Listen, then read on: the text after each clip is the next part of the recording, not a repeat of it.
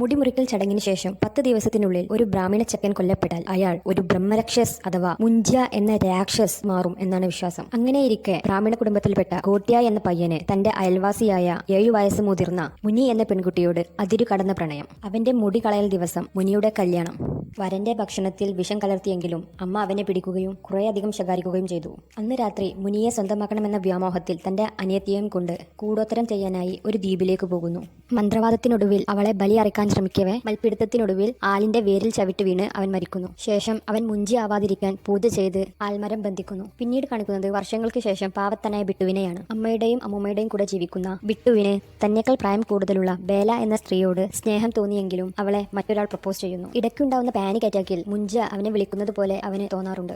അങ്ങനെയിരിക്കെ റുക്കു എന്ന തന്റെ കസിൻ സിസ്റ്ററുടെ കല്യാണത്തിന് വേണ്ടി ബിട്ടുവിന്റെ ഫാമിലി അവരുടെ തറവാട് വീട്ടിലേക്ക് പോകുന്നു.